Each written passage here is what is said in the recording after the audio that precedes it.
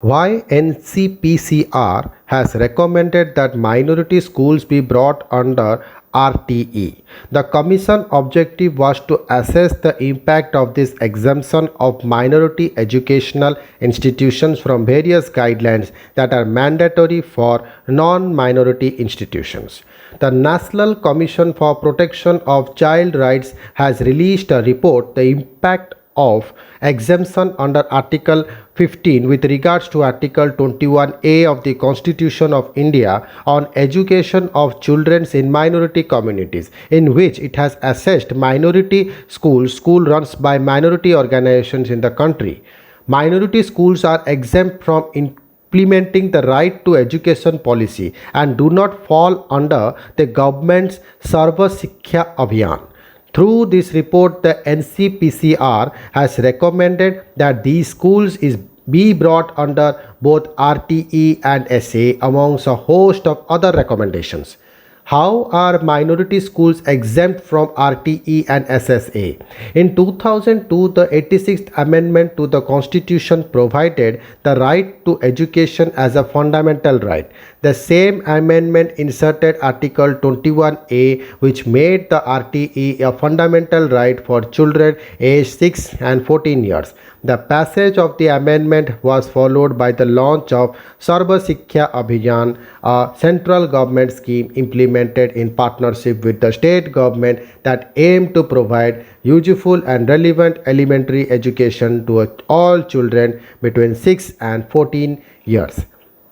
In 2006, the 93rd Constitution Amendment Act inserted Clause 5 in Article 15, which enabled the state to create special provisions such as reservations for advancement of any backward classes of citizens like scheduled castes and scheduled tribes in all aided or unaided educational institutes except minority educational institutions. The government subsequently brought the Right to Education Act 2009, which centers around inclusive education for all, making it mandatory to include underprivileged children in schools. Specifically, Section 12(1)(c) of the Act provided for 25% reservation of seats in unaided schools for admission of children from economically weaker sections of and disadvantaged groups. As opposed to these acts, Article 30 of the Constitution states the right of minorities to establish and administer educational institutions with a view to provide opportunities to children from different religious and linguistic minority communities to have and conserve a distinct culture, script, and language. Subsequently, in 2012, through an amendment, the institution imparting religious educational were exempted from following the RTE Act. Later on, in 2014, while discussing the validity of exemption under Article 15, the Supreme Court declared the RTE Act inapplicable to schools with minority status, with the view that the act should not interfere with the right of minorities to establish and administer institutions of their choice. Why has the Commission carried out this study? The Commission's objective was to assess the impact of this exemption of minority educational institutions from various guidelines that are mandatory for non-minority institutions. The Commission is of the view that the two different sets of rules, Article 21A that guarantees fundamental right of education to all children, and Article 30 which allows minorities to set up their own institution with their own rules, and Article 15 which exempts minority schools from RTE as creating a conflicting picture between fundamental right of children and right of minority communities. How has the Commission carried out the study? The NCPCR stated holding consultations with the students, teachers, and communities in 2015-16.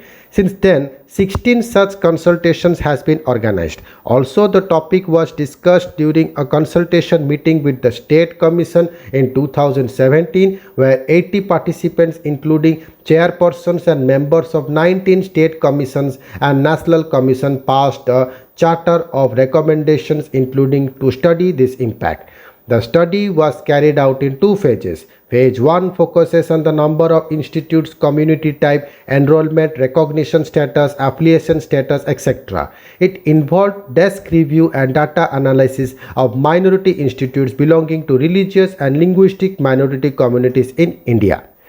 Phase 2 was aimed at understanding the concerns and taking suggestions of representatives of minority communities, heads of the educational institutions, parents and students studying in the minority institution, with particular attention given to students studying in madrasas owing to their prevalence in terms of number and enrollment in India. It involved consultation workshops, document analysis and formal and informal group discussions including with UN agencies. What are the findings of the report? The Commission has observed in the report that many children who are enrolled in these institutions or schools were not able to enjoy the entitlement that other children are enjoying because the institution they are studying is in exempted and is enjoying the rights of minority institution. The Commission has said that there have been certain detrimental effects on the exemption. On the one hand, there are schools, mostly Christian missionary schools, which are admitting only certain classes of students and leaving underprivileged children out of the system, thus becoming what the Commission has called the cocoons populated by elites, as opposed to other types of minority schools. In particular, madrasas have become ghettos of underprivileged students languishing in backwardness.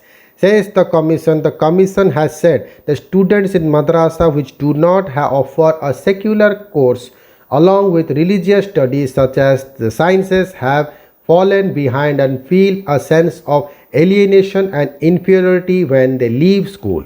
The report also finds that only 4.18% of the total students received benefits such as free shifts, free uniforms and books, scholarship, etc. from school. For ensuring free and compulsory quality education to children, the RTE Act 2009 provides for norms pertaining to basic minimum infrastructure, number of teachers, books, uniforms, midday meal, etc. Benefits that students in minority schools have not been receiving. The Commission has also found surges in the number of schools applying for minority status certificates after 93rd Amendment was brought in, with more than 85% schools of the total schools securing the certificate in the years 2005 to 2009 and later.